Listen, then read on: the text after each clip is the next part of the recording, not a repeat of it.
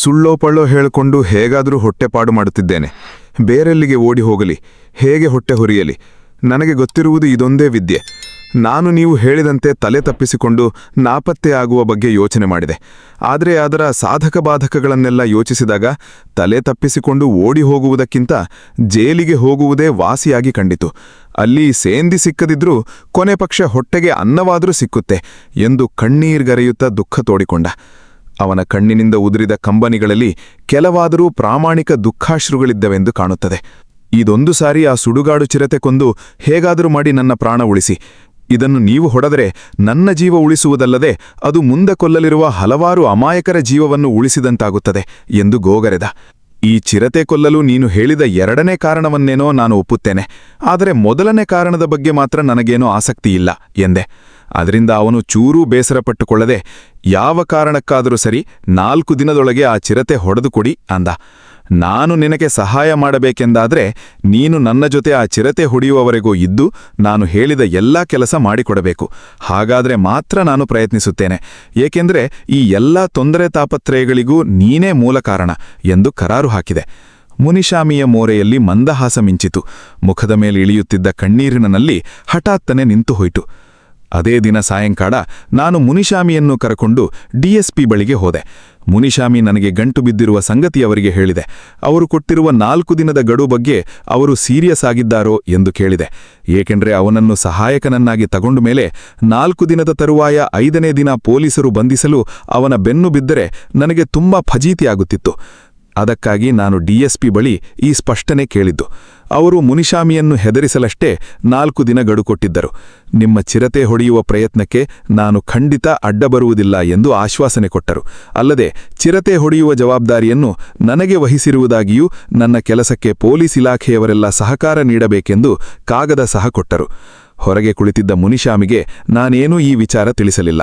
ಬದಲಾಗಿ ಡಿಎಸ್ಪಿ 3 ದಿನಕ್ಕೆ ಗಡುವನ್ನು ಇಳಿಸುವುದರಲ್ಲಿದ್ದರೆಂದು ನಾನು ಮನವಿ ಮಾಡಿಕೊಂಡು ಹೇಗೋ ಅದನ್ನು 4 ದಿನಕ್ಕೆ ವಿಸ್ತರಿಸಿದ್ದೇನೆ ಎಂದು ಹೇಳಿ ಅವನ ಗಾಭರಿಯನ್ನು ದ್ವಿಗುಣಗೊಳಿಸಿದೆ. ಅವನು ಇದಕ್ಕಾಗಿ ನನಗೆ ಕೃತಜ್ಞನಾಗಿದ್ದಲ್ಲದೆ ಆದಷ್ಟು ಬೇಗ ಮಾಗಡಿಹಳ್ಳಿಗೆ ಹೋಗಿ ಚಿರತೆ ಹೊಡೆಯುವ ಪ್ರಯತ್ನ ಮಾಡೋಣ ಎಂದು ಚಡಪಡಿಸಿದ. ನಾನು ಮುನಿಶಾಮಿ ಮಾರನೇ ದಿನ ನನ್ನ ಸ್ಟುಡಿಬೇಕರ್ ಕಾರು ಹತ್ತಿ ಮಾಗಡಿ ಬೆಟ್ಟದ ತಪ್ಪಲಿಗೆ ಹೋದೆವು. ಅಲ್ಲಿ ಮುನಿಸ್ವಾಮಿ ಚಿರತೆಗೆ ಗುಂಡು ಹಾರಿಸಿ ಗಾಯ ಮಾಡಿದಲಿಂದ ಹಿಡಿದು ಎಲ್ಲಾ ಹಳ್ಳಿಗಳಲ್ಲೂ ಆ ಚಿರತೆ ಮಾಡಿದ ದಾಂಧಲೆ ಬಗ್ಗೆ ವಿಚಾರಿಸುತ್ತಾ ಬಂದೆವು. ಮಾಗಡಿ ಊರಿಗೆ ಸಹ ಹೋದೆವು. ಅಲ್ಲಿ ದಫೇದಾರಲನ್ನು ಹೊತ್ತು ತಂದ ಕಾನ್ಸ್ಟೇಬಲ್ಗಳು ಸಿಕ್ಕು ಆವತ್ತು ನಡೆದ ಅನಾಹುತದ ಸವಿವರ ವರದಿ ಕೊಟ್ಟರು. ಅಲ್ಲಿ ನಮ್ಮ ಶೋಧನೆಯೆಲ್ಲ ಮುಗಿದ ನಂತರ ಅಲ್ಲಿಂದ ಕ್ಲೋಸ್ಪೇಟೆ ಕಡೆಗೆ ಹೊರಟೆವು. ದಾರಿಯುದ್ದಕ್ಕೂ ಕಣ್ಣಿಗೆ ಕಂಡ ಹಳ್ಳಿಗಳಲ್ಲೆಲ್ಲ ಚಿರತೆ ಸಮಾಚಾರ ಏನಾದರೂ ಸಿಕ್ಕೀತೆ ಎಂದು ವಿಚಾರಿಸುತ್ತಾ ಮುಂದುವರಿದೆವು. ದಾರಿಯಲ್ಲಿ ಚಿರತೆ ಕುದುರೆ ಮೇಲೆ ದಾಳಿ ಮಾಡಿದ ಹಳ್ಳಿಯೂ ಸಿಕ್ಕಿತು. ಕ್ಲೋಸ್ಪೇಟೆಯಲ್ಲಿ ಡಿಎಸ್ಪಿ ನನಗೆ ಕೊಟ್ಟಿದ್ದ ಕಾಗದವನ್ನು ಸಬ್ಇನ್ಸ್ಪೆಕ್ಟರ್ಗೆ ತೋರಿಸಿದ ಕೂಡಲೇ ಆತ ತಕ್ಷಣ ಆ ಜಟಕಾವಾಲನನ್ನು ಕರೆಸಿದ. ಅವನು ತನಗೆ ಗೊತ್ತಿದ್ದಷ್ಟು ಚಿರತೆ ಸಮಾಚಾರ ಹೇಳಿದ. ಇಷ್ಟೆಲ್ಲ ಮಾಡಿ ಮುಗಿಸುವುದರೊಳಗೆ ಕತ್ತಲಾಗತೊಡಗಿತು. ಯಾರಿಗೂ ಚಿರತೆ ಸದ್ಯಕ್ಕೆ ಎಲ್ಲಿದೆ ಎನ್ನುವುದರ ಸ್ಪಷ್ಟ ಸುಳಿವಾಗಲಿ ಅದರ ನಡವಳಿಕೆ ಹಾಗೂ ಓಡಾಟದ ಬಗ್ಗೆಯಾಗಲಿ ಗೊತ್ತಿರಲಿಲ್ಲ. ನನಗೆ ಅಂಥ ಅವಸರವೇನೂ ಇರಲಿಲ್ಲ. ಆದರೆ ಡಿಎಸ್ಪಿ ಕೊಟ್ಟಿದ್ದ 4 ದಿನದ ಗಡುವಿನಲ್ಲಿ ಒಂದು ಆಗಲೇ ಮುಗಿದು ಹೋಯ್ತಲ್ಲ ಎಂದು ಮುನಿಶಾಮಿ ಮಾತ್ರ ಚಿಂತಾಕ್ರಾಂತನಾಗಿದ್ದ. ನಾವು ಕ್ಲೋಸ್ಪೇಟೆಯಿಂದ ಮತ್ತೆ ಹಿಂದುರುಗಿ ಮಾಗಡಿ ಊರಿಗೆ ಬಂದು ಅಲ್ಲಿದ್ದ ಟಿಬಿಯಲ್ಲಿ ನಿದ್ರಿಸಿದೆವು. ಬೆಳಗ್ಗೆ ಎದ್ದಾಗ ಮಧ್ಯವಯಸ್ಸಿನ ಒಬ್ಬ ನರಪೇತಲ ನಾರಾಯಣ ಎಲ್ಲಿಂದಲೋ ನನ್ನನ್ನು ಹುಡುಕಿಕೊಂಡು ಬಂದಿದ್ದ. ಅವನು ಮಾಗಡಿ ಬೆಟ್ಟದಲ್ಲಿ ಮತ್ತು ಸುತ್ತಮುತ್ತ ಇರುವ ಕಾಡುಗಳಲ್ಲಿ ಜೇನು ಸಂಗ್ರಹಿಸಿ ಮಾರಿ ಜೀವನ ಮಾಡುತ್ತಿದ್ದ. ಅಲ್ಲದೆ ಔಷಧಿ ಸಸ್ಯಗಳನ್ನು ನಾರು ಬೇರುಗಳನ್ನು ಸಹ ಅವನು ಸಂಗ್ರಹಿಸಿ ಅಳಲೇಕಾಯಿ ಪಂಡಿತರಿಗೆ ಒದಗಿಸುತ್ತಿದ್ದ. ಆಗೀಗ ಉರುಳು, ಬಲೆ ಒಡ್ಡಿ, ಕಾಡುಕೋಳಿ, ಮೊಲ, ಗೌಜಲು ಹಕ್ಕಿಗಳನ್ನು ಹಿಡಿಯುತ್ತಿದ್ದ. ಅವನಿಗೆ ಯಾರೋ ನಾನು ಚಿರತೆ ಹೊಡೆಯಲು ಬಂದಿರುವ ವರ್ತಮಾನ ಕೊಟ್ಟಿದ್ದರು. ಅವನು ಆ ಚಿರತೆ ಮಾಗಡಿ ಬೆಟ್ಟಗಳ ನಡುವಿನ ಕಣಿವೆಯಲ್ಲಿರುವ ಒಂದು ಗವಿಯಲ್ಲಿ ಖಂಡಿತವಾಗಿಯೂ ವಾಸಿಸುತ್ತಿದೆ ಎಂದು ಹೇಳಿದ. ಅವನ ಹೆಸರು ಆಲಿ ಮುತ್ತು. ನಾನು ಅವನ ವರ್ತಮಾನ ಸರಿಯಾದುದೇ ಎಂದು ದೃಢಪಡಿಸಿಕೊಳ್ಳಲು ಅದು ಹೇಗೆ ಖಂಡಿತವಾಗಿ ಇದೆ ಎಂದು ಹೇಳುತ್ತೀ ಎಂದು ಕೇಳಿದೆ. ಕೆಲವು ದಿನಗಳ ಹಿಂದೆ ಜೇನು ಸಂಗ್ರಹಿಸಲು ಅಲ್ಲಿಗೆ ಹೋಗಿರಬೇಕಾದರೆ ಯಾವುದೋ ಪ್ರಾಣಿ ಅಲ್ಲಿನ ಕಲ್ಲುಗಳ ಮೇಲೆಲ್ಲ ರಕ್ತ ಸುರಿಸುತ್ತಾ ನಡೆದು ಹೋಗಿರುವುದನ್ನು ಕಂಡೆ. ಅದನ್ನು ಹಾಗೆ ಹಿಂಬಾಲಿಸಿದಾಗ ರಕ್ತದ ಗುರುತಿನ ಅಕ್ಕಪಕ್ಕದಲ್ಲಿ ಚಿರತೆ ಹೆಜ್ಜೆ ಗುರುತುಗಳಿದ್ದುದನ್ನು ಒಂದೆರಡು ಕಡೆ ಸ್ಪಷ್ಟವಾಗಿ ನೋಡಿದೆ. ಆಮೇಲೆ ಹೆದರಿ ನಾನು ಮುಂದುವರಿಯಲಿಲ್ಲ. ಹಿಂದಿರುಗಿ ಬಂದಾಗ ಊರವರೆಲ್ಲ ಯಾರೋ ಚಿರತೆಗೆ ಹೊಡೆದು ಗಾಯ ಮಾಡಿದ್ದಾರೆಂದು ಮಾತಾಡಿಕೊಳ್ಳುತ್ತಿದ್ದರು ಎಂದ. ಆ ಯಾರೋ ಇನ್ಯಾರೂ ಅಲ್ಲ, ಈ ಮುನಿಸ್ವಾಮಿ ಮಹಾಶಯನೇ. ಅವನಿಗೆ ಮಾಗಡಿ ಕಣಿವೆಯ ಗವಿ ಚೆನ್ನಾಗಿ ಗೊತ್ತಿತ್ತು. ಎಷ್ಟೋ ಸಾರಿ ಅದರ ಸನಿಹದಲ್ಲೇ ಹೆಚ್ಚೇನು ಕೀಳಲು ಅವನು ಅನೇಕ ಬಾರಿ ಹೋಗಿದ್ದ. ದಫೇದಾರನ ಮೇಲೆ ಚಿರತೆ ದಾಳಿ ಮಾಡಿದ ಅನಂತರ ಈ ನರಪೇತಲ ಮನುಷ್ಯ ಆ ಗವಿಯ ಬಳಿಗೆ ಹೆಚ್ಚೇನು ಕೀಳಲು ಹೋಗಿದ್ದನಂತೆ. ಆ ಗವಿಯ ಛಾವಣಿಯಲ್ಲೇನಾದರೂ ಜೇನುತಟ್ಟಿಗಳು ಕಾಣುತ್ತವೆಯೇ ಎಂದು ದೂರದಿಂದಲೇ ಪರೀಕ್ಷಿಸುತ್ತಿರಬೇಕಾದರೆ ಯಾವುದೋ ಪ್ರಾಣಿ ಗುರುಗುಟ್ಟಿದು ಅವನಿಗೆ ಸ್ಪಷ್ಟವಾಗಿ ಕೇಳಿತಂತೆ. ತಕ್ಷಣವೇ ಹಲವು ದಿನಗಳ ಹಿಂದೆ ಅವನು ಬಂಡೆಗಳ ಮೇಲೆ ಕಂಡ ರಕ್ತದ ಕಲೆಗಳನ್ನು, ಚಿರತೆ ಹೆಜ್ಜೆ ಗುರುತುಗಳನ್ನು ನೆನೆಸಿಕೊಂಡು ಮುಂದುವರಿಯುವುದು ಅಪಾಯವೆಂದು ಬಗೆದು ಸದ್ದಿಲ್ಲದೆ ಹಿಂದಿರುಗಿದ್ದ. ಇದು ನಿಜವಾಗಿಯೂ ಶುಭ ಸಮಾಚಾರವೇ ಸರಿ. ನಾನು ಅವನನ್ನು ಆ ಗವಿ ಎಲ್ಲಿದೆ, ಹೇಗಿದೆ ಇತ್ಯಾದಿಗಳ ಬಗ್ಗೆ ಪ್ರಶ್ನೆ ಕೇಳತೊಡಗಿದೆ. ಅವನು ನಾನು ಸುಮಾರು 1 ಫರಾಂಗ್ವರೆಗೆ ಅಂಬೆಗಾಲಿನಲ್ಲಿ ದಟ್ಟ ಪೊದೆಗಳ ಅಡಿಯಲ್ಲಿ ನುಸಿಯಲು ತಯಾರಿದ್ದರೆ ಆ ಗವಿಯ ಬಳಿಗೆ ನಮ್ಮನ್ನು ಕರೆದೊಯ್ಯಲು ತನ್ನದೇನೂ ಅಭ್ಯಂತರವಿಲ್ಲವೆಂದು ಹೇಳಿದ. ಆ ಕಣಿವೆಯ ಅರ್ಧ ಭಾಗ ಎಷ್ಟು ದಟ್ಟವಾದ ಕುರುಚಲು ಕಾಡಿನಿಂದ ಆವೃತವಾಗಿದೆ ಎಂದರೆ ಅಂಬೆಗಾಲಿನಲ್ಲಿ ತೆವಳುವುದೊಂದು ಬಿಟ್ಟು ಬೇರೆ ಮಾರ್ಗವೇ ಇಲ್ಲವೆಂದು ಹೇಳಿದ. ಅವನ ಸಲಹೆಗೆ ನಾನು ಕೂಡಲೇ ಸಮ್ಮತಿಸಿ ಮುನಿಸ್ವಾಮಿ ಕಡೆ ತಿರುಗಿ ನನ್ನ ಜೊತೆ ಚಿರತೆ ಹೊಡೆಯುವವರೆಗೂ ಇರುತ್ತೇನೆ ಎಂದು ಮಾತು ಕೊಟ್ಟಿದ್ದೆ. ಈಗ ನೀನು ಕೊಟ್ಟ ಮಾತು ಉಳಿಸಿಕೊಳ್ಳುವ ಕಾಲ ಸನ್ನಿಹಿತವಾಗಿದೆ. ಯಾಕೆಂದರೆ ಅದಕ್ಕೆ ಅರೆಪಟ್ಟು ಮಾಡಿಬಿಟ್ಟ ನೀನೇ ಈ ಎಲ್ಲ ಅನಾಹುತಗಳಿಗೂ ಮೂಲ ಕಾರಣ ಎಂದೆ. ಅವನು ಕೊಂಚವಾದರೂ ದಿಗಿಲು ವ್ಯಕ್ತಪಡಿಸಬಹುದೆಂದು ನಾನು ಊಹಿಸಿದ್ದೆ. ನನ್ನ ಊಹೆ ಸುಳ್ಳಾಯಿತು. ಪೊಲೀಸರು ಅವನಿಗೆ ಎಷ್ಟೊಂದು ದಿಗಿಲಿಕ್ಕಿಸಿದ್ದರೆಂದರೆ ಗಾಯದ ಚಿರತೆ ಹುಡಕ ಹೋಗುವುದಕ್ಕಿಂತ 4 ದಿನದಲ್ಲಿ ಖರ್ಚಾಗುತ್ತಿರುವ 2ನೇ ದಿನದ ಬಗ್ಗೆಯೇ ಅವನು ಅತ್ಯಂತ ವ್ಯಾಕುಲನಾಗಿದ್ದ. ಮರುಮಾಟಾಡದೆ ನನ್ನ ಜೊತೆ ಬರಲು ಅವನು ಸಿದ್ಧನಾದ. ನಾನು ಚೆನ್ನಾಗಿ ಬಿಸಿಲೇರುವವರೆಗೂ ನಿಧಾನವಾಗಿ ನನ್ನ ಛೋಟಾ ಖಾನ ಮಾಡ್ತಾ ಬೇಕೆಂದೇ ತಡಮಾಡಿದೆ. ಯಾಕೆಂದರೆ ಬಿಸಿಲಿನ ಧಗೆಗೆ ಚಿರತೆ ಗುಹೆಯೊಳಗಿನ ನೆರಳಲ್ಲಿ ಸರಿಯಾಗಿ ನಿದ್ದೆ ಹೋಗಬಹುದು. ಮುಂಚೆ ಅಲ್ಲಿಗೆ ಹೋದರೆ ತೂಕಡಿಕೆ ಸಹ ಇಲ್ಲದ ಚಿರತೆ ನಮ್ಮ ಸದ್ದು ಕೇಳಿ ಪರಾರಾಗಿ ಬಿಡಬಹುದು. ಸರಿಯಾಗಿ 10 ಗಂಟೆಗೆ ನಾವು ಕಾರಿನಲ್ಲಿ ಮಾಗಡಿ ಬೆಟ್ಟಗಳ ತಪ್ಪಲಿ ಕಡೆ ಹೊರಟೆವು. 15 ನಿಮಿಷದೊಳಗೆ ಆ 2 ಗುಡ್ಡಗಳ ನಡುವಿನ ಕಣಿವೆಯ ಸಮೀಪ ಇದ್ದೆವು. ನರಪೇತಲ ಆಲಿ ಮುತ್ತು ಅಲ್ಲೊಂದು ಮರದ ನೆರಳು ತೋರಿಸಿ ಇಲ್ಲಿಂದ ನಡೆಯಬೇಕೆಂದು ಹೇಳಿದ. ನಾವು 3 ಜನ ಕಾರು ನಿಲ್ಲಿಸಿ ಇಲ್ಲಿಂದ ಬೆಟ್ಟದ ಕಣಿವೆಯತ್ತ ಹೊರಟೆವು. ಮಾಗಡಿ ಗುಡ್ಡ ರೋಡಿನಿಂದ ಸುಮಾರು 3 ಮೈಲು ದೂರದಲ್ಲಿತ್ತು. ಬೆಟ್ಟದ ತಪ್ಪಲಿಗೆ ಬಂದವರು 2 ಗುಡ್ಡದ ನಡುವಿನ ಕಣಿವೆ ಕಡೆಗೆ ಹತ್ತತೊಡಗಿದೆವು. ನಮಗೀಗ ಬೆಟ್ಟ ಕಾಣಿತ್ತಿರಲಿಲ್ಲ. ಯಾಕೆಂದರೆ ನಮ್ಮ ಸುತ್ತ ಎತ್ತೆತ್ತರದ ಮರಗಳು ಒತ್ತೊತ್ತಾಗಿ ಬೆಳೆದಿದ್ದು ಎಲ್ಲೋ ಒಮ್ಮೊಮ್ಮೆ ಬೆಟ್ಟದ ನೆತ್ತಿ ಮರಗಳ ಮಧ್ಯೆ ಇಣುಕುತ್ತಿತ್ತು. ಕಡಿದಾದ ಬೆಟ್ಟವನ್ನು 1 ಗಂಟೆ ಹತ್ತಿದೆವು. ಸುಸ್ತಾಗಿ ಬೆವರು ಬರತೊಡಗಿತು. ಮರಗಳ ಕಾಡು ಮುಗಿಯುವ ಹೊತ್ತಿಗೆ ನಮಗೆ ವಿಸ್ತಾರವಾದ ಲಂಟಾನ ಪೊದೆಗಳ ದಟ್ಟ ಜಿಗ್ಗು ಎದುರಾಯಿತು. ಆಲಿ ಮುತ್ತು, ಇದೇ ನಾನು ಹೇಳಿದ ಜಿಗ್ಗಿನ ಕಾಡು, ಇಲ್ಲೇ ನಾವು ಅಂಬೆಗಾಲಿನಲ್ಲಿ ತೆವಳಬೇಕಾಗಿದ್ದು ಎಂದ. ಲಂಟಾನದ ಜಿಗ್ಗಿನ ಅಡಿ ತೆವಳುತ್ತಾ ಹುಳುಗಳಂತೆ ಮುಂದುವಲಿಯುವುದು ಎಂಥ ಭೀಕರ ದುಸ್ವಪ್ನ ಎನ್ನುವುದು ನಿಮಗೆ ಅರ್ಥವಾಗುವುದಿಲ್ಲ. ಬೆವರಿನಿಂದ ನೆನೆದು ಹೋದ ನಮ್ಮ ಬಟ್ಟೆಗಳೆಲ್ಲ ಮುಳ್ಳು ಕಂಟಿಗಳಿಗೆ ಸಿಕ್ಕಿ ಹರಿದು ಚೂರಾದವು. ಮುಳ್ಳು ತಾಗಿ ಮೈಯೆಲ್ಲ ಚಿರತೆ ಪರಚಿದ ರೀತಿ ಗೀರುಗಾಯಗಳಾದವು. ಕೆಲವು ಕೊಕ್ಕೆ ಮುಳ್ಳಿನ ಗಿಡಗಳಂತೂ ನಮ್ಮ ಚರ್ಮವನ್ನು ಸರಿಯಾಗಿಯೇ ಘಾಸಿ ಮಾಡಿದವು. ಅಂತೂ ಇಂತೂ ಆ ಲಂಟಾನದ ಗಿಜರು ದಾಟಿ ಮತ್ತೆ ಕಣಿವೆಯ ಕಾಡಿಗೆ ಬಂದೆವು. ಅಲ್ಲೆಲ್ಲ ಎತ್ತರವಾದ ಮರಗಳಿದ್ದು ನೆಲದ ಮೇಲೆ ಮೊಣಕಾಳೆತ್ತ ಹುಲ್ಲು ಬೆಳೆದಿತ್ತು. ಅಲ್ಲದೆ ದೊಡ್ಡ ದೊಡ್ಡ ಕಲ್ಲು ಬಂಡೆಗಳು ಅಸಂಖ್ಯಾತವಾಗಿ ಉರುಳಿಸಿದಂತೆ ಬಿದ್ದಿದ್ದವು.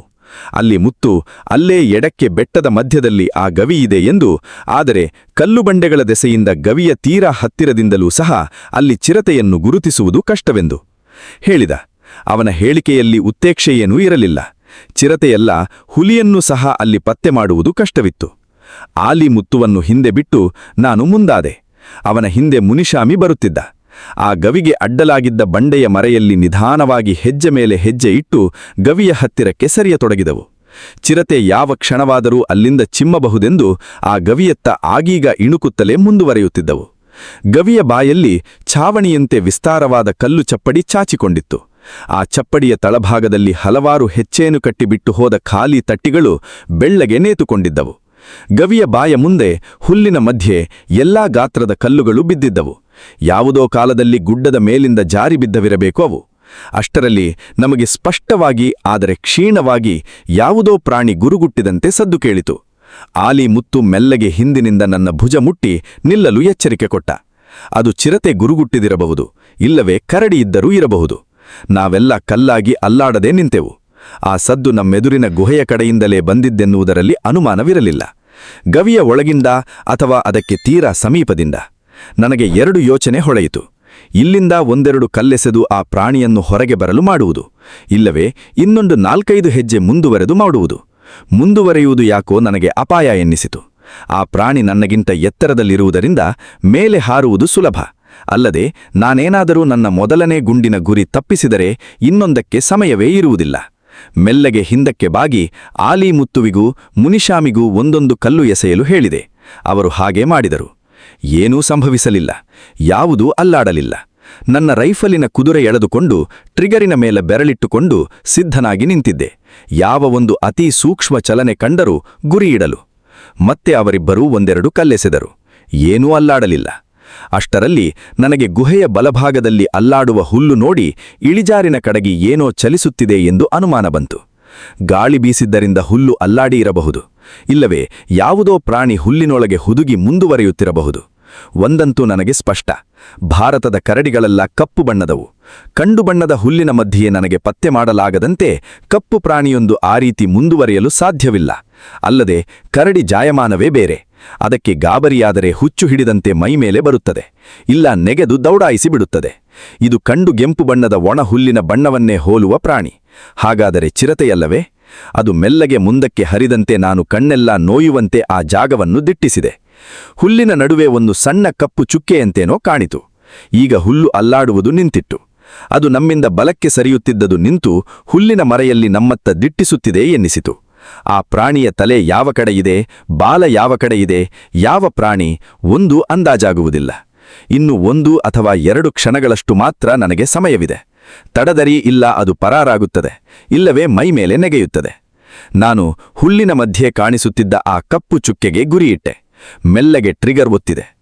ಗುಂಡು ಹಾರುತ್ತಲೂ ಒಂದೇ ಸಾರಿ ಚಿರತೆಯೊಂದು ನೆಲದಿಂದ ನೆಟ್ಟಗೆ ಮೇಲಕ್ಕೆ ಚಿಮ್ಮಿ ಗಾಳಿಯಲ್ಲಿ ಗಿರಿಗಿರಿ ತಿರುಗಿ ದೊಪ್ಪನೆ ನೆಲಕ್ಕೆ ಬಿತ್ತು. ಅದು ಬಲಗಡೆಯಿದ್ದ ಕಮರಿ ಕಡೆಗೆ ಉರುಳುರುಳಿ ಹೋದಂತೆ ಅನಿಸಿತು. 10 ನಿಮಿಷ ಮಾತನಾಡದೆ ಸುಮ್ಮನೆ ನಿಂತಿದ್ದೆವು. ಆಮೇಲೆ ನನ್ನ ಹಿಂದೆ ನಿಂತಿದ್ದ ಆಲಿ ಮುತ್ತುವಿಗೂ ಮುನಿಶಾಮಿಗೂ ಯಾವುದಾದರೂ ಮರ ಹತ್ತಿಕೊಳ್ಳಿರಿ ಎಂದು ಎಚ್ಚರಿಕೆ ಕೊಟ್ಟು ಮುಂದುವರೆದೆ. ನನ್ನ ಮುಂಜಾಗ್ರತೆಯೆಲ್ಲ ಅನವಶ್ಯಕವಾಗಿತ್ತು. ಚಿರತೆ ಸತ್ತು ಕೊರಕ್ಕಲಿನಲ್ಲಿ ಬಿದ್ದಿತ್ತು. ನನ್ನ 45 ಗುಂಡು ಅದರ ಕುತ್ತಿಗೆಯನ್ನು ತೂರಿ ಅದರ ತಲೆ ಚಿಪ್ಪನ್ನೇ ಪುಡಿಪುಡಿ ಮಾಡಿತ್ತು.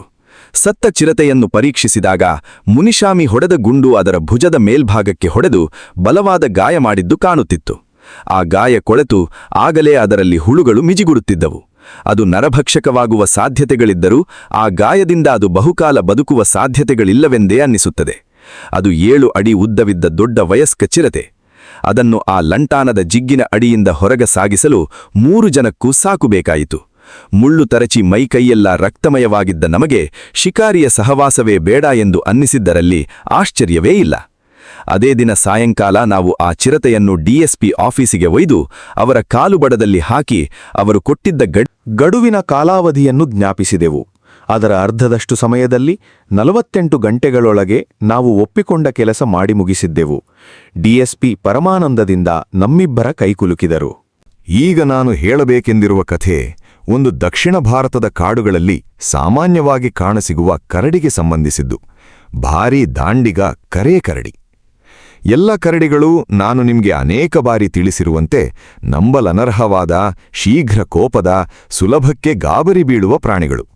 ಯಾರಾದರೂ ಆಕಸ್ಮಿಕವಾಗಿ ಅವು ಮಲಗಿದ್ದಾಗಲೋ, ಆಹಾರ ತಿನ್ನುತ್ತಿದ್ದಾಗಲೋ, ಇಲ್ಲವೇ ಕಾಡಿನಲ್ಲಿ ಅಲೆದಾಡುತ್ತಿರುವಾಗಲೋ ತೀರ ಹತ್ತಿರ ಹೋದರೆ ಯಾವ ಕಾರಣವೂ ಇಲ್ಲದಿದ್ದರೂ ಗಾಬರಿಯಾಗಿ ಮೈಮೇಲೆ ಬರುತ್ತವೆ. ಇದರಿಂದಾಗಿ ಕರಡಿಗಳನ್ನು, ಆನೆಗಳನ್ನು ಕಂಡರೆ ಹಳ್ಳಿಯವರು ದುಷ್ಟರಿಂದ ದೂರವಿರಬೇಕೆನ್ನುವಂತೆ ಅವುಗಳ ಹತ್ತಿರ ಸುಳಿಯುವುದಿಲ್ಲ. ಈ ಕರಡಿಯಂತೂ ಮಹಾ ತಿಕ್ಕಲು ಪ್ರಾಣಿ ಮತ್ತು ಮಹಾ ಕೋಪಿಷ್ಠ. ಹತ್ತಿರ ಹೋಗುವುದಿರಲಿ, ದೂರದಿಂದಲೇ ಯಾರಾದರೂ ಕಂಡರೆ ಸಾಕು, ಅದೇ ಹತ್ತಿರ ಬಂದು ಹಲ್ಲೆ ಮಾಡುತ್ತಿತ್ತು. ಇದರ ಪುಂಡಾಟಿಕೆಗೆ ಕಾರಣವೇನೆಂದು ವಿವರಿಸುವುದು ಬಹಳ ಕಷ್ಟ. ಹಳ್ಳಿಯವರು ಅನೇಕ ಊಹಾಪೋಹದ ವಿಚಿತ್ರವಾದ ಕಥೆಗಳನ್ನು ಹಬ್ಬಿಸಿದ್ದರು. ಅದರಲ್ಲಿ ಬಹಳ ಸಾದಾ ವದಂತಿಯೆಂದರೆ ಇದು ಹುಚ್ಚು ಕರಡಿ ಎನ್ನುವುದು. ಇನ್ನು ಕೆಲವರು ಹೇಳುತ್ತಿದ್ದುದು, ಅದು ಹೆಣ್ಣು ಕರಡಿ, ಕರಡಿ ಆಡಿಸುವವರು ಅದರ ಮರಿಗಳನ್ನು ಕದ್ದೊಯ್ದಿದ್ದರಿಂದ ಅದು ಆ ದುಃಖ ತಾಳಲಾರದೆ ಮನುಷ್ಯರು ಕಂಡಲೆಲ್ಲ ಮೈತೀರಿಸಲು ಮುಂದಾಗುತ್ತದೆ ಎಂದು. ಆದರೆ ಹಳ್ಳಿಗಳಲ್ಲೆಲ್ಲ ತುಂಬಾ ಪ್ರಚಲಿತವಾಗಿದ್ದ ಅಚ್ಚರಿಯ ದಂತಕಥೆಯೆಂದರೆ ಈ ಕರಡಿಯ ಲೈಂಗಿಕ ಜೀವನಕ್ಕೆ ಸಂಬಂಧಿಸಿದ್ದು. ಒಂದು ವರ್ಷದ ಹಿಂದೆ ತನ್ನ ಜಾತಿಯ ಜೊತೆಗಾತಿ ಸಿಕ್ಕದೆ ಕಾಡುಮೇಡು ತಿರುಗಿದ ಈ ಕರಡಿ ಕೊನೆಗೆ ಒಬ್ಬ ರೈತನ ಮಗಳನ್ನು ಮೋಹಿಸಿಬಿಟ್ಟಿತಂತೆ. ಅವಳು ಹಳ್ಳಿಯ ಪಕ್ಕ ಕಾಡಿನ ಸಮೀಪದಲ್ಲಿ ಕುರಿ ಕಾಯುತ್ತಿದ್ದಾಗ ಇದು ಅವಳನ್ನು ಹಾರಿಸಿಕೊಂಡು ಕಾಡಿಗೆ ಒಯ್ದಿತು. ಇಡೀ ಹಳ್ಳಿಗೆ ಈ ವರ್ತಮಾನ ಗೊತ್ತಾಗಿ ಹಳ್ಳಿಯವರೆಲ್ಲ ಹೇಗಾದರೂ ಮಾಡಿ ಆ ಹುಡುಗಿಯನ್ನು ರಕ್ಷಿಸಬೇಕೆಂದು ಒತ್ತಾದರು. ಗುಂಪಾಗಿ ಕಾಡಿಗೆ ನುಗ್ಗಿ ಅಂತೂವಿಂತೂ ಕರಡಿಯನ್ನು ಬೆದರಿಸಿ ಓಡಿಸಿ ಹುಡುಗಿಯನ್ನು ಪಾರು ಮಾಡಿದರಂತೆ. ಇದರಿಂದ ಕಡು ಕೋಪಗೊಂಡ ಕರಡಿ ಅವತ್ತಿನಿಂದಲೂ ಕಣ್ಣಿಗೆ ಕಂಡ ಮನುಷ್ಯರನ್ನೆಲ್ಲ ಅಟ್ಟಾಡಿ ಹಲ್ಲೆ ಮಾಡತೊಡಗಿದೆ. ಈ ವಿಚಿತ್ರ ಕಥೆಗಳ ವಿಚಾರ ಹಾಗಿರಲಿ, ಈ ಕರಡಿಯ ಪುಂಡಾಟಿಕೆಯಿಂದ ಸತ್ತವರು ಮತ್ತು ಮರಣಾಂತಿಕವಾಗಿ ಗಾಯಗೊಂಡವರ ಬಹಳ ಉದ್ದ ಪಟ್ಟಿಯೇ ಇದರ ಖಾತೆಯಲ್ಲಿ ಜಮಾವಾಗಿತ್ತು. ಸುಮಾರು 12 ಜನರನ್ನು ಸಾಯಿಸಿದ್ದಲ್ಲದೆ 16 ಜನಕ್ಕೆ ಮೈಯೆಲ್ಲ ಗಿಬರಿ ಮರಣಾಂತಿಕ ಗಾಯ ಮಾಡಿತ್ತು. ಕರಡಿಗಳ ಸಹಜ ಸ್ವಭಾವದಂತೆ ಇದು ನೇರವಾಗಿ ಮನುಷ್ಯರ ಕಪಾಲಕ್ಕೆ ಹೊಡೆದು ತನ್ನ ಭಯಂಕರ ಉಗುರುಗಳಿಂದ ಮುಖವನ್ನೆಲ್ಲ ಹರಿದು ಹಾಕುತ್ತಿತ್ತು. ಮೈಕೈಯನ್ನೆಲ್ಲ ಮನಸ್ವಿಯಾಗಿ ಕಚ್ಚಿಯೂ ಕಚ್ಚುತ್ತಿತ್ತು. ಇದರ ಹಲ್ಲೆಗೊಳಗಾಗಿ ಪ್ರಾಣ ಉಳಿದವರಲ್ಲಿ ಕೆಲವರಿಗೆ 2 ಕಣ್ಣುಗಳು ಕುರುಡಾದವು, ಕೆಲವರಿಗೆ ಮೂಗು ಕಪಾಲಗಳು ಅಸಹ್ಯವಾಗಿ ಹರಿದು ಹೋದವು. ಸತ್ತವರಿಗಂತೋ ಅವರ ಗುರುತು ಹಿಡಿಯಲು ಸಹ ಸಾಧ್ಯವಾಗದಂತೆ ಕರಡಿ ಮುಖವನ್ನೆಲ್ಲ ಹರಿದು ವಿರೂಪಗೊಳಿಸಿತ್ತು. ಕೆಲವರು ಇದು ಮನುಷ್ಯರನ್ನು ಕೊಂದು ತಿಂದಿದ್ದೂ ಉಂಟು ಎಂದು ಹೇಳುತ್ತಾರೆ. ಈ ವದಂತಿಯ ಸತ್ಯಾಸತ್ಯವನ್ನು ಪರೀಕ್ಷಿಸುವಷ್ಟು ನನಗೆ ಸಮಯವಿರಲಿಲ್ಲ. ಆದರೆ ಇಂಡಿಯಾದ ಕರಡಿಗಳು ಒಮ್ಮೊಮ್ಮೆ ಸತ್ತ ಪ್ರಾಣಿಗಳ ದೇಹವನ್ನು ತಿಂದ ಉದಾಹರಣೆಗಳಿವೆ. ಆದರೆ ಸ್ವಾಭಾವಿಕವಾಗಿ ಕರಡಿ ಸಸ್ಯಾಹಾರಿ ಪ್ರಾಣಿ. ಬೇರು, ಗಡ್ಡೆ, ಗೆಣಸು, ಜೇನುಹಲ್ಲೆ, ದೊಡ್ಡ ಮತ್ತು ಹುತ್ತದ ಒರಲೆ, ಹಣ್ಣುಗಳು ಇವೇ ಕರಡಿಗಳ ಆಹಾರ. ಆದ್ದರಿಂದ ಹಸಿ ಮಾಂಸ ಅದು ಮನುಷ್ಯರದ್ದೇ ಆದರೂ ಕರಡಿ ತಿನ್ನುವುದು ತೀರಾ ಅಸ್ವಾಭಾವಿಕ. ಈ ಕರಡಿಯ ಮೂಲ ಸ್ಥಾನ ನಾಗವಾರ ಬೆಟ್ಟಗಳು. ಈ ಬೆಟ್ಟಗಳ ಹತ್ತಿರ ಅರಸೀಕೆರೆ ಎನ್ನುವ ದೊಡ್ಡ ಊರಿದೆ. ಬೆಂಗಳೂರಿನಿಂದ 105 ಮೈಲು ದೂರದಲ್ಲಿರುವ ಅರಸೀಕೆರೆ ಮೈಸೂರು ಸಂಸ್ಥಾನದಲ್ಲಿದೆ. ಈ ನಾಗವಾರ ಬೆಟ್ಟಗಳ ಬಳಿಯೇ ಈ ಕರಡಿ ಮೊದಲು ಪುಂಡಾಟಿಕೆ ಶುರು ಮಾಡಿದ್ದು. ಆಮೇಲೆ ಇದಕ್ಕೆ ಧೈರ್ಯ ಹೆಚ್ಚಾಯಿತು. ಗುಡ್ಡದಿಂದ ಬಯಲಿನತ್ತ ವಲಸೆ ಹೊರಟ ಈ ಕರಡಿ ಬಯಲುಸೀಮೆ ಹಳ್ಳಿಗಳ ಸುತ್ತಮುತ್ತ ಬೀಡುಬಿಟ್ಟು ಸಾಯಂಕಾಲ ಹೊಲಗದ್ದೆಗಳಲ್ಲಿ ಕೆಲಸ ಮಾಡುವ ರೈತರಿಗೆ ಕಿರುಕುಳ ಕೊಡಲಾರಂಭಿಸಿತು. ಕಬ್ಬು, ನೆಲಗಡಲೆ, ಆಲೂಗಡ್ಡೆ ಇತ್ಯಾದಿಗಳನ್ನು ಲೂಟಿ ಮಾಡುವುದಲ್ಲದೆ ಕಣ್ಣಿಗೆ ಕಂಡವರೆಲ್ಲರ ಮೇಲೆ ಹಲ್ಲೆ ಮಾಡಲು ಶುರುಮಾಡಿತು. ನಾನು ಈ ಕರಡಿಯ ಪುಂಡಾಟಿಕೆಯ ಸಮಾಚಾರ 1 ವರ್ಷದಿಂದಲೂ ಕೇಳುತ್ತಾ ಇದ್ದೆ. ಕಾಡು ಪ್ರಾಣಿಗಳ ಕಿರುಕುಳದ ಬಗ್ಗೆ ವರದಿ ಮಾಡುವಾಗೆಲ್ಲ ಹಳ್ಳಿಯವರು 1ಕ್ಕೆ 2 ಉತ್ಪ್ರೇಕ್ಷೆ ಮಾಡುವುದರಿಂದ ಮತ್ತು ಯಾವುದೋ ಪ್ರಾಣಿ ಮಾಡಿದ ಅಪರಾಧವನ್ನು ಇನ್ಯಾವುದರದ್ದೋ ತಲೆಗೆ ಕಟ್ಟುವುದರಿಂದ ನಾನು ಕರಡಿ ಕಾಟವನ್ನು ಗಂಭೀರವಾಗಿ ಪರಿಗಣಿಸಲಿಲ್ಲ. ಕರಡಿಗಳನ್ನು ನಾನು ಕಾಡಿನ ಮಿತ್ರರೆಂದೇ ಭಾವಿಸಿರುವುದರಿಂದ ಕರಡಿ ಕೊಲ್ಲುವುದು ನನಗೆ ಇಷ್ಟವೂ ಇರಲಿಲ್ಲ. ಆದರೇನು ಮಾಡುವುದು? ನಾನು ಅನಿವಾರ್ಯವಾಗಿ ಕರಡಿ ಶಿಕಾರಿಗೆ ಇಳಿಯಬೇಕಾದ ಸಂದಿಗ್ಧ ಪರಿಸ್ಥಿತಿಗೆ ಸಿಕ್ಕಾಕೊಂಡೆ.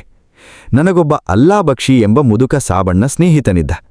ಅರಸೀಕೆರೆಯಿಂದ ಶಿವಮೊಗ್ಗಕ್ಕೆ ಹೋಗುವ ದಾರಿಯಲ್ಲಿ ಅಲ್ಲೊಂದು ಸಂತ ಮೌಲ್ವಿಗಳ ಗೋರಿಯಿದೆ. ಸುಮಾರು 50 ವರ್ಷಗಳ ಹಿಂದೆ ಬದುಕಿದ್ದ ಮುಸ್ಲಿಂ ಸಂತನ ಗೋರಿಯಿದು. ಮುಸ್ಲಿಮರೆಲ್ಲರೂ ಇದನ್ನು ಪವಿತ್ರ ಸ್ಥಳವೆಂದು ಪರಿಗಣಿಸಿ ಪ್ರತಿ ವರ್ಷ ಶ್ರದ್ಧಾಭಕ್ತಿಗಳಿಂದ ಇಲ್ಲಿ ಪೂಜೆ ಸಲ್ಲಿಸುತ್ತಾರೆ. ಇಂತಹ ಮುಸ್ಲಿಂ ಸಂತರ ಪವಿತ್ರ ಗೋರಿಗಳನ್ನು ಭಾರತದಾದ್ಯಂತ ಅಲ್ಲಲ್ಲಿ ನೋಡಬಹುದು. ಯಾರಾದರೂ ಮುದುಕರನ್ನು ಅದಕ್ಕೆ ಪಾಲಕರನ್ನಾಗಿ ನಿಯಮಿಸಿ ಆತನಿಗೆ ವಾಸಕ್ಕೆ ಮನೆಯನ್ನು ಕಟ್ಟಿಕೊಟ್ಟಿರುತ್ತಾರೆ. ಈ ಪಾಲಕರ ಕೆಲಸವೆಂದರೆ ಆ ಗೋರಿಯನ್ನು ಶುದ್ಧವಾಗಿಟ್ಟು ರಾತ್ರಿ ಅಲ್ಲೊಂದು ದೀಪ ಹಚ್ಚಿಟ್ಟು ತಾವು ಅಲ್ಲಿ ತೀರಿಕೊಂಡ ಸಂತರನ್ನು ಮರೆತಿಲ್ಲ ಎಂದು ಅಲ್ಲಾಗೆ ಮನದಟ್ಟು ಮಾಡುವುದು. ಅಲ್ಲಾಬಕ್ಷಿ ಗುಡಿ ಎದುರೇ ಒಂದು ಚಿಕ್ಕ ಗುಡ್ಡವಿತ್ತು. ಚಿಕ್ಕ ದೊಡ್ಡ ಬಂಡೆಗಳಿಂದ ಕೂಡಿದ್ದ ಇದು ದಟ್ಟವಾದ ಲ್ಯಾಂಟಾನಾ ಪೊದೆಗಳಿಂದ ಸುತ್ತವರಿದಿತ್ತು. ಆ ಗುಡ್ಡದಿಂದ ಗುಡಿಯವರೆಗೂ ಮತ್ತು ರಸ್ತೆಯವರೆಗೂ ರೈತರ ಹೊಲಗಳಿದ್ದವು. ರೈತರು ಹೊಲಗಳಲ್ಲಿ ನೆಲಗಡಲೆ ಬೆಳೆ ಬಿತ್ತಿದ್ದರು. ಕಾಡು ಪ್ರಾಣಿಗಳಿಗೆ ಲ್ಯಾಂಟಾನಾ ಸುತ್ತವರಿದಿದ್ದ ಗುಡ್ಡ ಒಳ್ಳೆ ಅಡಗುದಾಣವಾಗಿತ್ತು. ಪಕ್ಕದಲ್ಲೇ ವಿಸ್ತಾರವಾಗಿದ್ದ ಹೊಲಗಳಲ್ಲಿ ಹುಲುಸಾಗಿ ಬೆಳೆದ ನೆಲಗಡಲೆ ಬಾಯಿ ಚಪ್ಪರಿಸುವ ಆಹಾರವಾಗಿತ್ತು. ಪುಂಡುಕರಡಿ ಅಲ್ಲಿಗೆ ಬಂದು ಬಿಡಾರ ಹೂಡಿತು.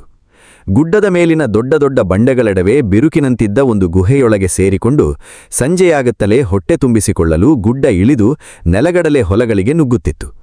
ರಾತ್ರಿಯೆಲ್ಲ ನೆಲಗಡಲೆ ಗಿಡಗಳನ್ನು ಕಿತ್ತು ಕಡಲೆಕಾಯಿ ತಿಂದು ಅನಂತರ ಬಾಯಿ ಚಪಲಕ್ಕೆ ಅಲ್ಲಲ್ಲಿ ಸಿಗುವ ಬೇರು, ಗಡ್ಡೆ, ಗೆಣಸು, ಒರಲೆ, ಹುತ್ತಗಳನ್ನು ಹುಡುಕುತ್ತಿತ್ತು.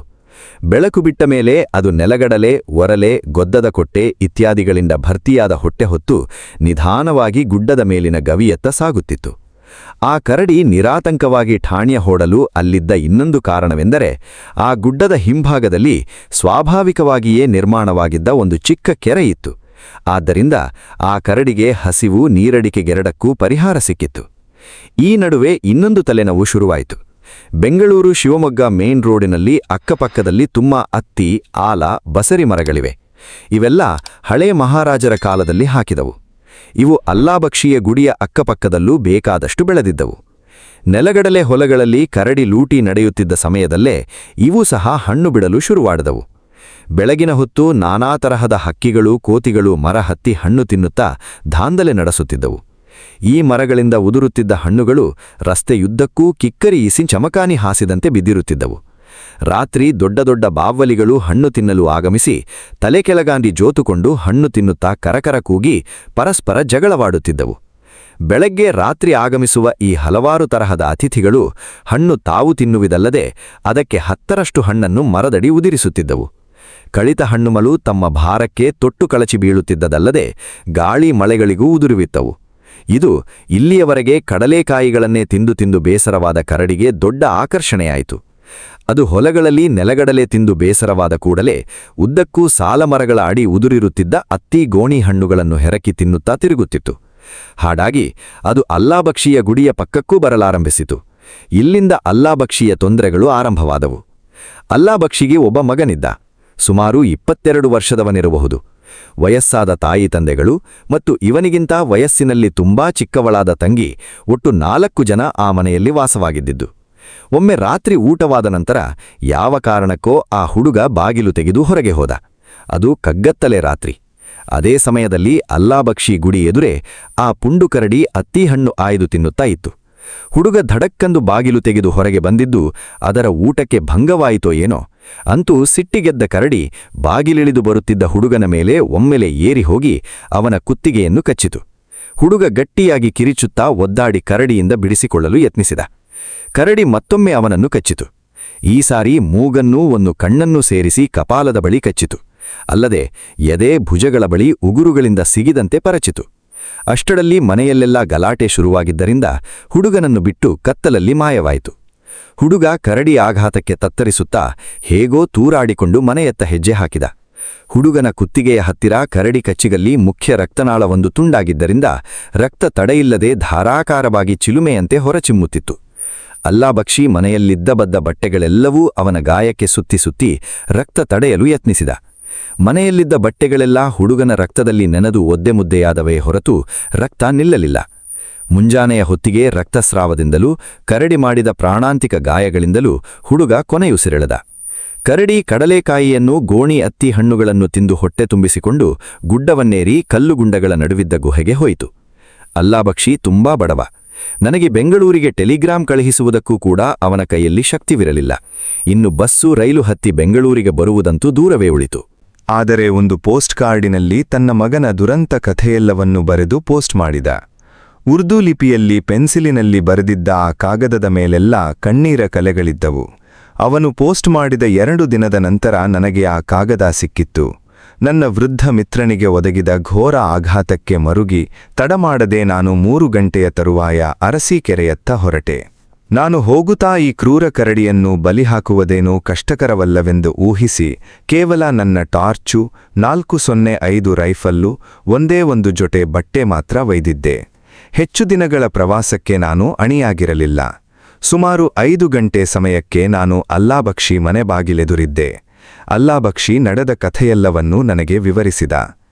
ಇಬ್ಬರೂ ಆ ಕರಡಿಯನ್ನು ಬಲಿಹಾಕಲು ಒಂದು ಸರಳ ಯೋಜನೆ ಹಾಕಿದೆವು. ಆಗ ಅಮಾವಾಸ್ಯೆಯಾಗಿದ್ದರಿಂದ ಕತ್ತಲಾಗುವವರೆಗೂ ನಾನು ಅಲ್ಲಾಬಕ್ಷಿ ಮನೆಯೊಳಗೆ ಸುಮ್ಮನೆ ಕೂರುವುದು. ಅನಂತರ ಟಾರ್ಚ್ ತಗೊಂಡು ನೆಲಗಡಲೆ ಹೊಲದಲ್ಲಿ ಅಡ್ಡಾಡಿದರೆ ಸಾಕು, ಆ ಪುಂಡು ಕರಡಿ ಅಲ್ಲೆಲ್ಲಾದರೂ ಸಿಕ್ಕುತ್ತದೆ. ಇಲ್ಲವೇ ಹಣ್ಣು ತಿನ್ನಲು ಸಾಲು ಮರಗಳ ಬಳಿಯಾದರೂ ಬಂದಿರುತ್ತದೆ. ಅಲ್ಲಾಬಕ್ಷಿ ನನ್ನನ್ನು ಮನೆಯೊಳಗೆ ಕರೆದು ಬಾಗಿಲು ಮುಚ್ಚಿದ. ನಾವಿಬ್ಬರೂ ಮನೆಯೊಳಗಿನ ಮಂದ ಪ್ರಕಾಶದಲ್ಲಿ ಅಲ್ಲಿ ಕೆಲವೇ ದಿನಗಳ ಹಿಂದೆ ನಡೆದ ದುರ್ಘಟನೆ ಬಗ್ಗೆ ಪಿಸುಮಾತಿನಲ್ಲಿ ಮಾತಾಡುತ್ತಿದ್ದೆವು. ಅಲ್ಲಾವ್ರಕ್ಷಿ ಅವನ ಮಗನ ಸಾವಿನ ಸಮಾಚಾರ ಎತ್ತುತ್ತಲೂ ಆ ಹುಡುಗನ ತಂಗಿಯೂ ತಾಯಿಯೂ ಗೊಳೋ ಎಂದು ಅಳುತ್ತಾ ತಮ್ಮ ದುಃಖ ತೋಡಿಕೊಳ್ಳತೊಡಗಿದರು. ಅವರ ದುಃಖ ಆಕ್ರಾಂದನ ನಮಗೆ ಸಹಿಸಲಾಗದಷ್ಟು ದೀರ್ಘವಾಗಿ ಸುಮಾರು 8 ಗಂಟೆ ಹೊತ್ತಿಗೆ ನಾನು ಕರಡಿ ಹುಡುಕಲು ನಿಶ್ಚಯಿಸಿ ಹೊರಹೊರಟೆ. ನನ್ನ ರೈಫಲನ್ನು ಲೋಡ್ ಮಾಡಿಕೊಂಡು ಟಾರ್ಚನ್ನೊಮ್ಮೆ ಸರಿಯಾಗಿದೆಯೋ ನೋಡಿಕೊಂಡು ಹೊರಬಿದ್ದೆ. ಅಲ್ಲಾಭಕ್ಷಿ ನನ್ನ ಬೆನ್ನು ಹಿಂದೆ ಬಾಗಿಲು ಹಾಕಿಕೊಂಡು ಅಗುಳಿ ಸರಿಸಿದ್ದು ಕೇಳಿತು. ಕತ್ತಲು ಕೈಯಲ್ಲಿ ಮುಟ್ಟುವಷ್ಟು ಸ್ನಿಗ್ಧವಾಗಿತ್ತು. ನಾನು ನನ್ನ ರೈಫಲ್ ನಳಿಗೆಗೆ ಜೋಡಿಸಿದ್ದ ಟಾರ್ಚ್ ಗುಂಡಿಯನ್ನು ಒತ್ತಿದೆ. ಅದರ ಪ್ರಕಾಶ ಪ್ರವಾಹದಂತೆ ನೆಲಗಡಲೆ ಹೊಲಗಳ ಮೇಲೂ ದಾರಿಬದಿಯಲ್ಲಿದ್ದ ಅತ್ತಿ ಮರಗಳ ಮೇಲೂ ಬಿತ್ತು. ಎಲ್ಲೂ ಕರಡಿಯ ಸುಳಿವೆ ಕಾಣಿಸಲಿಲ್ಲ. ಒಂದು ಕಡೆಯಿಂದ ಕರಡಿ ಎಲ್ಲಿದೆ ಹುಡುಕಬೇಕಾಗಿತ್ತು. ಅತ್ತಿ ಮತ್ತು ಗೋಣಿ ಹಣ್ಣಿನ ಮರಗಳು ರಸ್ತೆ ಕೆಲದಲ್ಲೂ ಅಲ್ಲಲ್ಲಿ ಇದ್ದವು. ಆದ್ದರಿಂದ ರಸ್ತೆಗುಂಟ ನಡೆಯುತ್ತಾ ಎಲ್ಲಾದರೂ ನಡುವೆ ಕರಡಿ ದರ್ಶನವಾಗುತ್ತೇನೋ ನೋಡೋಣ ಎಂದು ಹೊರಟೆ. ರಸ್ತೆ 2 ಕಡೆಗಳಿಗೂ ಟಾರ್ಚ್ ಬಿಡುತ್ತಾ ಶಿವಮೊಗ್ಗ ಕಡೆಗೆ ಸುಮಾರು 2 ಮೈಲುಗಳವರೆಗೆ ನಡೆದು ಹೋದೆ. ಅನಂತರ ನಾನು ಹಿಂದಕ್ಕೆ ಅಲ್ಲಾಭಕ್ಷಿ ಗುಡಿಯ ಕಡೆಗೆ ಬಂದು ಅನಂತರ ಅರಸೀಕೆರೆ ಕಡೆಗೆ ಸುಮಾರು 2 ಮೈಲು ನಡೆದು ಹೋದೆ. ಕರಡಿಯ ಸುಳಿವು ಕಾಣಲಿಲ್ಲ. ಮತ್ತೆ ಹಿಂದಕ್ಕೆ ಬಂದು ನೆಲಗಡಲೆ ಹೊಲಗಳನ್ನು ನೋಡಲು ನಿರ್ಧರಿಸಿದೆ. ನೆಲಗಡಲೆ ಹೊಲದಲ್ಲೇನೋ ನನಗೆ ಹಲವಾರು ಪ್ರಾಣಿಗಳ ಕಣ್ಣು ಹೊಳೆದಿದ್ದೂ ಕಾಣಿಸಿತು. ಆದರೆ ಅವುಗಳಲ್ಲಿ 4 ಗುಳ್ಳೆ ನರಿಗಳವು. ಮಿಕ್ಕವೆಲ್ಲ ನೆಲಗಡಲೆ ಗಿಡಗಳ ಚಿಗುರು ತಿನ್ನಲು ಬಂದ ಮೊಲಗಳದ್ದು. ಅಲ್ಲಿಂದ ಮುಂದಕ್ಕೆ ಆ ಕರಡಿ ಮನೆ ಮಾಡಿಕೊಂಡಿದ್ದ ಗುಡ್ಡ ಸುತ್ತುಕೊಂಡು ಅದರ ಆಚೆ ಮಗ್ಗುಲಲ್ಲಿದ್ದ ಕೆರೆಯ ಆಜುಬಾಜನ್ನೆಲ್ಲ ತಪಾಸಣೆ ಮಾಡಿದೆ. ಕೆರೆಯ ಅಂಗಳದಲ್ಲಿ ನೆಲು ಉಳುಮೆ ಮಾಡುತ್ತಿದ್ದ ಕಾಡು ಹಂದಿಗಳು ನನ್ನ ಟಾರ್ಚ್ ಬೆಳಕನ್ನು ನೋಡಿ ಓಡಿಹೋದವು. ಆದರೆ ಎಲ್ಲೂ ಪುಂಡು ಕರಡಿಯ ಸುಳಿವೇ ಇರಲಿಲ್ಲ. ಅನಂತರ ನಾನು ಅಲ್ಲಿದ್ದ ಕಲ್ಲುಗುಡ್ಡದ ಹತ್ತಿರಕ್ಕೆ ಹೋಗಿ ಅದರ ತಪ್ಪರಿನಲ್ಲಿ ಮೇಲೆ ಕೆಳಗೆ ಎಲ್ಲಾ ಕಡೆಗೂ ಟಾರ್ಚ್ ಬಿಡುತ್ತಾ ತುಂಬ ಹೊತ್ತು ಪ್ರದಕ್ಷಿಣೆ ಬಂದೆ. ಈ ನಡುವೆ ನಾನು ಕರಡಿಯತ್ತೇ ಗಮನ ಕೊಡುತ್ತಾ ಕಾಲ ಕೆಳಗಿನ ನೆಲ ನೋಡದೆ ದೊಡ್ಡ ತೊಂದರೆಗೆ ಸಿಕ್ಕಿಕೊಳ್ಳುವುದರಲ್ಲಿದ್ದೆ. ಟಾರ್ಚ್ ಬೆಳಕನ್ನೇ ಗಮನಿಸುತ್ತಾ ಮುಂದುವರಿದು ನಾನು ಸಾಗುತ್ತಿದ್ದ ದಾರಿಯಲ್ಲೇ ಮಲಗಿದ್ದ ಕೊಳಕುಮಂಡಲ ಹಾವನ್ನು ಇನ್ನೇನು ತುಳಿಯುವುದರಲ್ಲಿದ್ದೆ. ನನ್ನ ಕಾಲುಗಳು ಹಾವಿನಿಂದ ಕೆಲವೇ ಇಂಚುಗಳ ದೂರದಲ್ಲಿದ್ದಾಗ ಅದು ಇನ್ನೇನು ಅಪ್ಪಳಿಸಿ ಕಚ್ಚುವುದಕ್ಕೆ ಮುನ್ನುಡಿಯಾಗಿ ಭುಸ್ಸೆಂದು ಸಿಳ್ಳೆ ಹೊಡೆದಂತೆ ಭಯಂಕರವಾಗಿ ಭುಸುಗುಟ್ಟಿತು. ಆ ಸದ್ದಿಗೆ ತನ್ನಿಂದ ತಾನೇ ಎನ್ನುವಂತೆ ಯೋಚಿಸುವುದಕ್ಕೂ ಮೊದಲೇ ಕಾಲುಗಳು ಹಿನ್ನೆಗೆದವು. ಕೂಡಲೇ ಅತ್ತ ಟಾರ್ಚ್ ಬಿಟ್ಟಾಗ ಒಂದು ಕ್ಷಣ ಹಿಂದೆ ನಾನು ನಿಂತಿದ್ದ ಜಾಗಕ್ಕೆ ಸರಿಯಾಗಿ ಆ ಹಾವು ಅಪ್ಪಳಿಸಿ ಕಚ್ಚುವುದು ಕಾಣಿಸಿತು. ಹಾವು ಅಪ್ಪಳಿಸುವುದಕ್ಕಿಂತ ವೇಗವಾಗಿ ನನ್ನ ಕಾಲುಗಳು ಕೆಲಸ ಮಾಡಿದ್ದವು. ಸ್ವಲ್ಪದಲ್ಲಿ ಅಪಾಯ ತಪ್ಪಿಸಿಕೊಂಡಿದ್ದೆ. ಆ ಮಹಾವಿಷಪ್ರಾಣಿಗೆ ಗುಂಡು ಹೊಡೆದು ಕೊಂದು ಬಿಡಬೇಕೆನ್ನಿಸಿದರೂ ಅದರ ಸದ್ದಿಗೆ ಪುಂಡು ಕರಡಿಯು ಪರಾರಿಯಾದೀತೆ ಎಂದನ್ನಿಸಿತು. ಅಲ್ಲದೆ ಕೋಲು ತೆಗೆದು ಬಡಿದು ಸಾಯಿಸಬಹುದಾದುದಕ್ಕೆಲ್ಲ ದುಬಾರಿ ಗುಂಡು ವ್ಯಯ ಮಾಡುವುದು ಬೇಡವೆನ್ನಿಸಿತು. ಅಷ್ಟಕ್ಕೂ ಅದು ಕಚ್ಚುವ ಮೊದಲೇ ಭುಸುಗುಟ್ಟಿ ಎಚ್ಚರಿಕೆ ಕೊಡಲಿಲ್ಲವೇ ಎಂದೆಲ್ಲ ಯೋಚಿಸಿ ಅಲ್ಲಿದ್ದ 4 ಚಿಕ್ಕ ಕಲ್ಲುಗಳನ್ನು ಎತ್ತಿ ಅತ್ತರ ಒಗೆದೆ. ಮಿಕ್ಕ ಹಾವುಗಳಂತಲ್ಲದ ಆ ಮುದ್ದು ಹಾವು ನಿಧಾನವಾಗಿ ಸುರುಳಿ ಬಿಚ್ಚಿಕೊಂಡು ತೆವಳುತ್ತಾ ಬಂಡೆಗಳ ಬಿರುಕಿನಲ್ಲಿ ಮಾಯವಾಯಿತು. ನಾನು ಇಷ್ಟೆಲ್ಲಾ ಸುತ್ತಾಡಿದ ಮೇಲೂ ಎಲ್ಲೂ ಕರಡಿಯ ಸುಳಿವೇ ಕಾಣದ್ದನ್ನು ನೋಡಿ, ಇಲ್ಲ ಕರಡಿ ನಾನು ಮನೆಯಿಂದ ಹೊರಹೊರಡುವ ಮೊದಲೇ ಇದು ಆಹಾರ ಹುಡುಕಿ ಬಹಳ ದೂರ ಎತ್ತಲ್ಲೋ ಹೋಗಿದೆ, ಇಲ್ಲವೇ ಅದು ಹಸಿವೆ ಆಗದ ಕಾರಣ ಅದರ ಗುಹೆ ಬಿಟ್ಟು ಹೊರ ಬಂದೇ ಇಲ್ಲ ಎಂದನ್ನಿಸಿತು. ಅಲ್ಲಿಂದ ಅಲ್ಲಾಭಕ್ಷಿಯ ಮನೆಗೆ ಬಂದು ಕರಡಿಯ ಸುಳಿವೇ ಇರದುದನ್ನು ತಿಳಿಸಿ ಕೊಂಚ ಹೊತ್ತು ಬಿಟ್ಟು ಇನ್ನೊಮ್ಮೆ ಎಲ್ಲಾ ಕಡೆಯೂ ತಿರುಗಾಡಿ ನೋಡುತ್ತೇನೆ ಎಂದು ಹೇಳಿದೆ. ಕೊಂಚ ಹೊತ್ತು ಕಳೆದ ನಂತರ 1 ಸಾರಿ ನನ್ನ ಸುತ್ತಾಟ ಪುನರಾವರ್ತನೆ ಮಾಡಿದೆ. ಒಟ್ಟು ನಾನು ರಾತ್ರಿಯೆಲ್ಲ ನಿದ್ದೆಗೆಟ್ಟು ತಿರುಗಿದ್ದು 4 ಸಾರಿ. ಕೊನೆಯ ಪಾಳಿ ತಿರುಗುತ್ತಿದ್ದಾಗ ಬೆಳಗಾಗೆ ಹೋಯಿತು. ಬೆಳಗಾದ ನಂತರ ಕರಡಿ ಸಮೀಪದಲ್ಲೇ ಇಲ್ಲವೆಂದು ನನಗನ್ನಿಸಿದ್ದರಿಂದ ಅಲ್ಲಾಭಕ್ಷಿಗೂ ನನ್ನ ಅನ್ನಿಸಿಕೆ ತಿಳಿಸಿ ನಾನು ಬೆಂಗಳೂರಿಗೆ ಮರಳುತ್ತೇನೆ ಎಂದು ಹೇಳಿದೆ. ಅದಕ್ಕೆ ಅಲ್ಲಾಭಕ್ಷಿ ನಿರಾಕರಿಸುತ್ತಾ, ಇದೊಂದು ದಿನ ಹೇಗಾದರೂ ಮಾಡಿ ಪ್ರಯತ್ನಿಸೋಣ, ಆ ಬೆಟ್ಟದ ಮೇಲಿರುವ ಗುಹೆಯಲ್ಲಿ ಅದು ಮಲಗಿದ್ದರೆ ಸುಲಭವಾಗಿ ಸಿಕ್ಕಿಕೊಳ್ಳುತ್ತದೆ ಎಂದು ಅಂಗಲಾಚಿದ.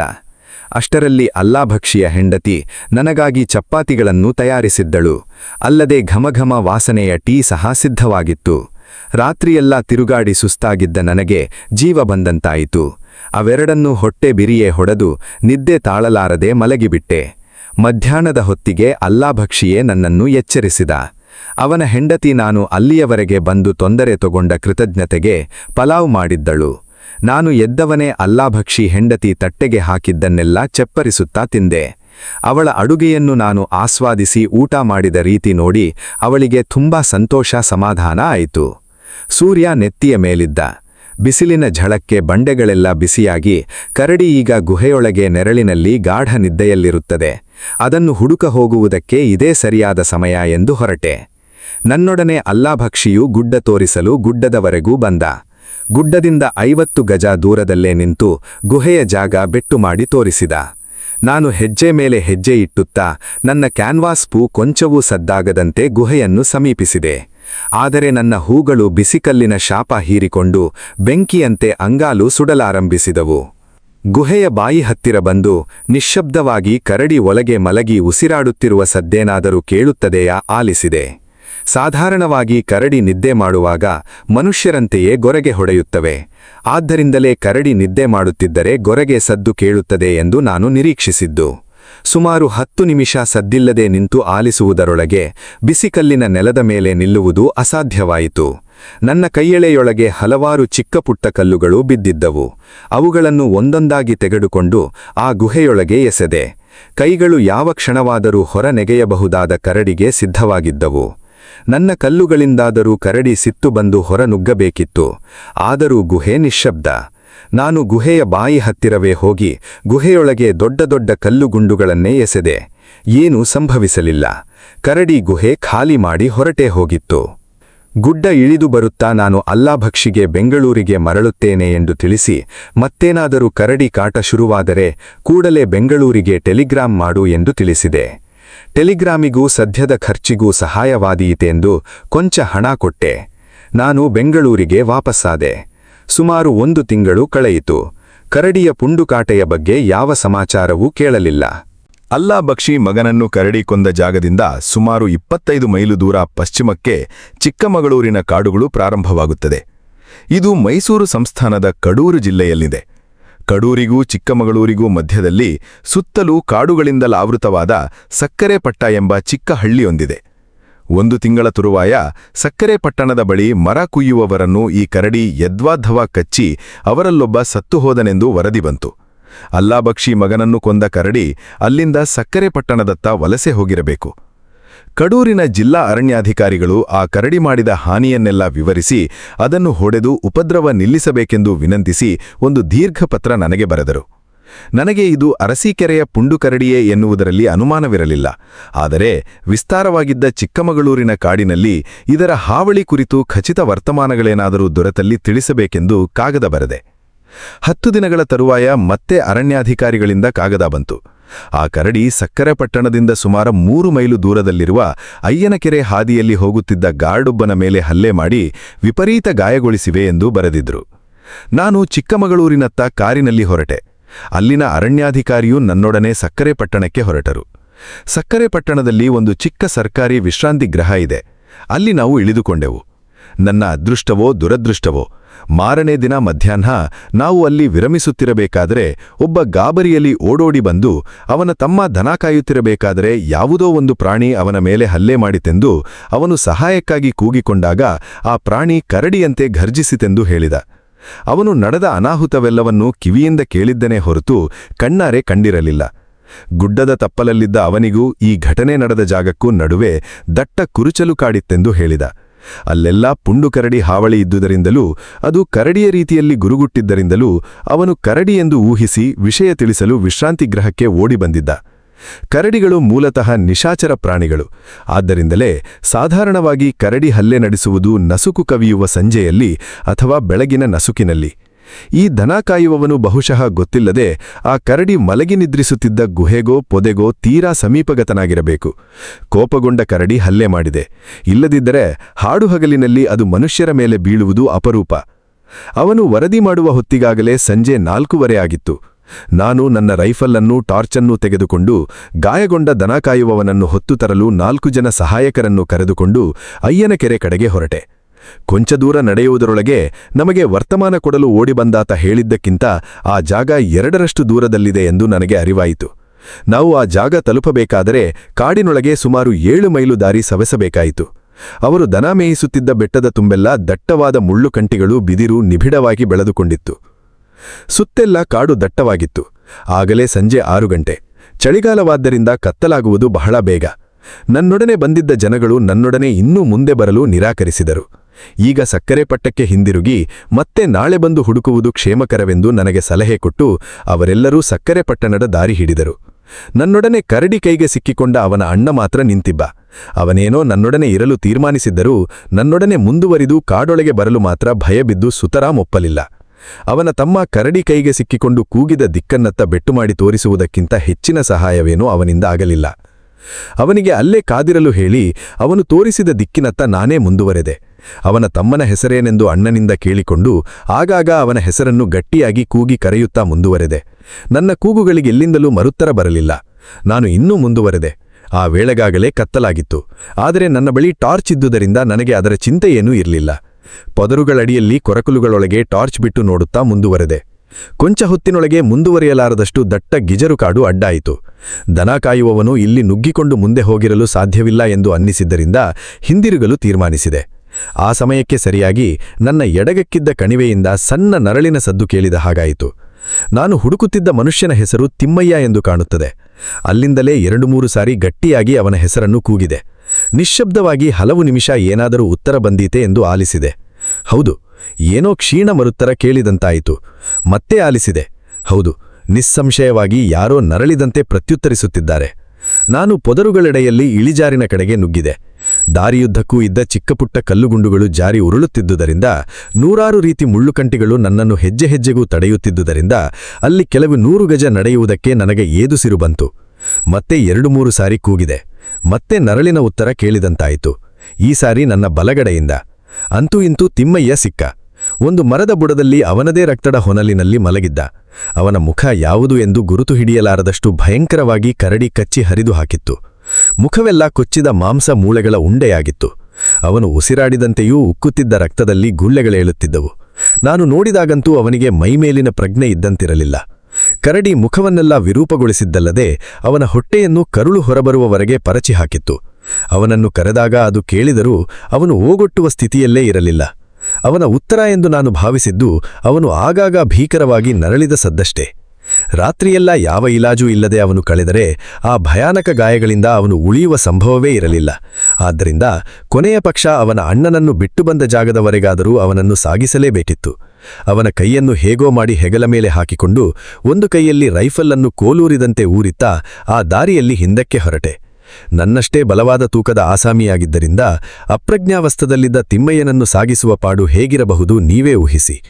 ಅವತ್ತು ಆ ಕಾಡಿನೊಳಗಿನ ನನ್ನ ಪಾಡನ್ನು ನಾನು ಜ್ಞಾಪಿಸಿಕೊಳ್ಳಲೇ ಇಷ್ಟಪಡುವುದಿಲ್ಲ.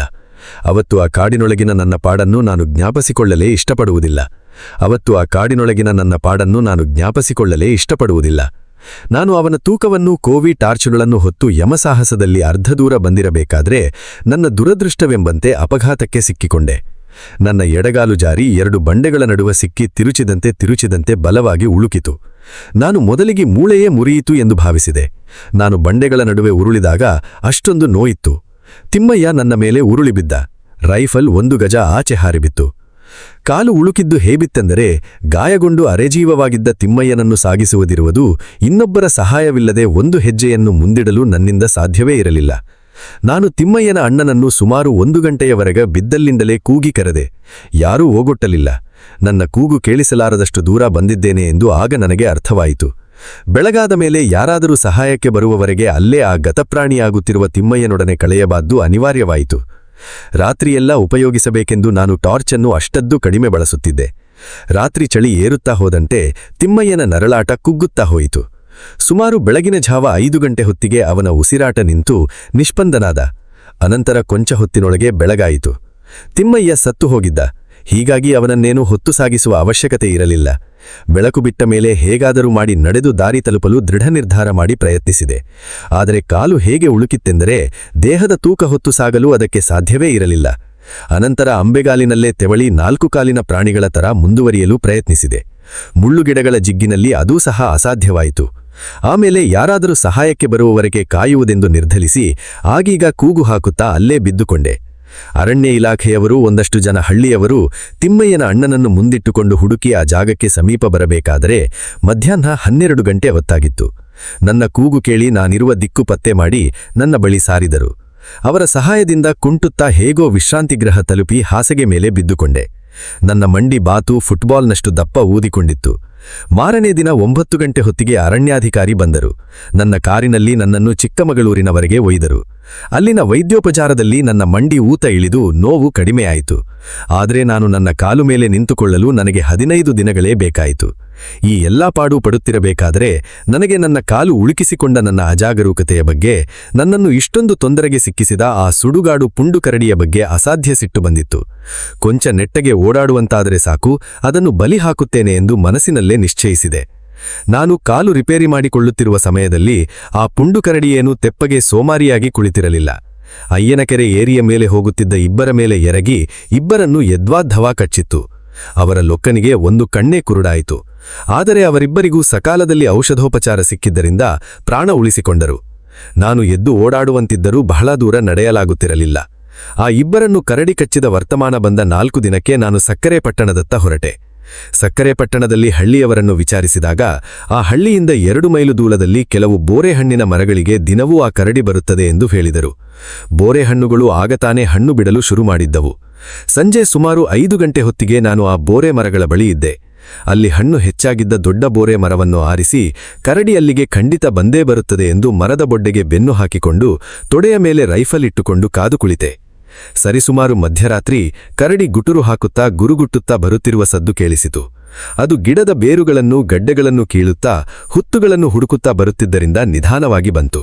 ಹತ್ತಿರ ಆದಾಗ ಅದು ಅಲ್ಲಲ್ಲೇ ಪರಪರಪರ ನೆಲ ಕೆರೆಯುವ ಸದ್ದು ಅನೇಕ ಸಾರಿ ನನಗೆ ಕೇಳಿಸಿತು. ಕಾಡೆಲ್ಲ ಸುತ್ತಾಡಿ ಬೋರೆ ಮರದ ಹತ್ತಿರಕ್ಕೆ ಬರಬೇಕಾದರೆ ಸುಮಾರು 1 ಗಂಟೆಯೇ ಹಿಡಿಯಿತು.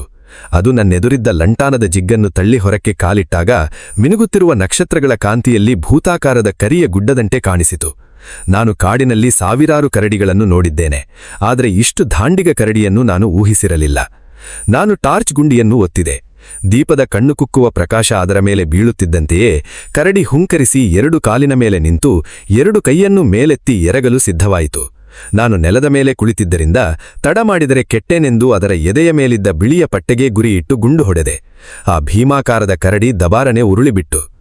ಕರಡಿಗಳು ಬಹುಬೇಗ ತಾಳ್ಮೆ ಕಳೆದುಕೊಳ್ಳುವ ಮುಂಗೋಪಿ ಪ್ರಾಣಿಗಳು, ಆದರೆ ಅವುಗಳನ್ನು ಕ್ರೂರ ಮೃಗಗಳು ಎಂದು ಕರೆಯಲಾಗುವುದಿಲ್ಲ.